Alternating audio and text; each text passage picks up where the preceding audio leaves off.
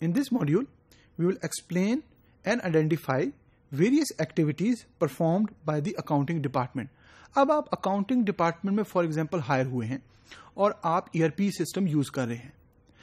जरूरत इस बात की कि फर्स्ट यू अंडरस्टैंड कि उस डिपार्टमेंट की क्या क्या एक्टिविटीज हैं, क्या क्या फंक्शंस हैं.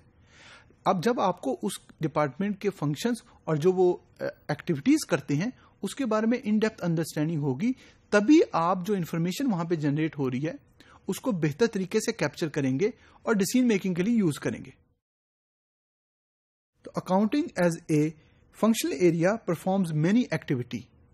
काफी एक्टिविटीज हैं जो अकाउंटिंग परफॉर्म करता है. First activity is documentation. Accounting is responsible for documenting all the business transaction. अब आपकी कंपनी के अंदर कोई भी ट्रांजैक्शन हो रही है, accounting department is the one जो उस इंफॉर्मेशन को कैप्चर करेगा, स्टोर करेगा. यू माइट बी थिंकिंग कि ये प्रोसेस बड़ा इजी है. उस वक्त इजी होगा जब ट्रांजैक्शन 100 या 500 होंगी, लेकिन अगर ट्रांजैक्शन 1000 और लाखों में है तो it will be difficult to capture that information. अगर आप मैनुअल सिस्टम यूज कर रहे हैं तो it will be extremely difficult. तो you need a specialised ERP software ताकि आप उस सारी इंफॉर्मेशन को कैप्चर करके स्टोर करें और उसकी बेस पे एनालिसिस प्रोवाइड करें. That undergo in a organisation. तो जितनी भी बिजनेस ट्रांजैक्शन एक कंपनी में हो रही होती है उसको डॉक्यूमेंट करना. Second activity is summarising. Accounting generates all kind of financial reports summarised based on the business transaction.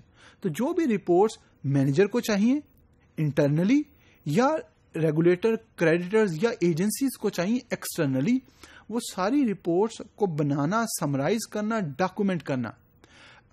Generally companies के अंदर अकाउंटेंट हायर किए जाते हैं इस टास्क को परफॉर्म करने के लिए. ERP सिस्टम हेल्प करेगा अकाउंटेंट को या उस यूजर को जो अकाउंटिंग डिपार्टमेंट में जो इंफॉर्मेशन जनरेट हो रही है उसको कैप्चर करने के लिए. तो अच्छा ERP सिस्टम इस सारी रिपोर्ट्स और डॉक्यूमेंटेशन में हेल्प करता है. That exhibit the financial situation of the organisation. तो documentation, summarisation, both activities are done on a day-to-day basis in accounting department. Third is the controlling. Ab controlling, accounting controls the day-to-day activities that undergo in an organization. जब आप उस information को capture कर रहे हैं तो at the same time you have to make sure कि अगर कोई डिसीजन आपने करनी है on a day to day basis तो वो आप आसान तरीके से कर सकें. The only way it is possible when you're monitoring and controlling that information. Controlling is done through providing managers with financial information required for decision making. तो जो डेली या मंथली या क्वार्टरली बेसिस पे जो डिसीजन करनी है एक manager को, चाहे वो एक डिपार्टमेंट से हो या दूसरे डिपार्टमेंट से हो, तो अकाउंटिंग डिपार्टमेंट के अंदर वो सारी इंफॉर्मेशन जब स्टोर हो रही होगी तो it would be easier to make decisions. Forecasting and projections. Accounting facilitates managers in developing long-term plans. Long-term plans अगर आपको previous history और current economic condition जो business transaction हो रही है कंपनी के अंदर उनका पता होगा तो it would be easier to forecast or to create a budget.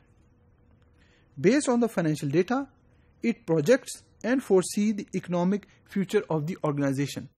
तो historical and current economic condition की base पे you are easily able to foresee what is going to happen in the coming quarter or in the coming year.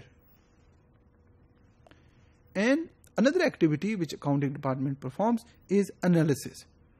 Accounting facilitates manager through cost and profitability analysis. तो managers को help करेगी ये सारी information budgets बनाने के लिए और उसके साथ साथ कॉस्ट एंड प्रॉफिटेबिलिटी एनालिसिस करने के लिए कि हमारा कितना रेवेन्यू है, कितने एक्सपेंसेस होंगे और कितना प्रॉफिट हमको होगा. तो ये सारी डिसीजंस एक मैनेजर के लिए हर डेली बेसिस पे या मंथली बेसिस पे एक मैनेजर लेता है. तो अगर ये सारी इंफॉर्मेशन अच्छे ERP सिस्टम या किसी अकाउंटिंग सॉफ्टवेयर के अंदर मौजूद होगी तो आसानी से ये डिसीजन हो पाएगी.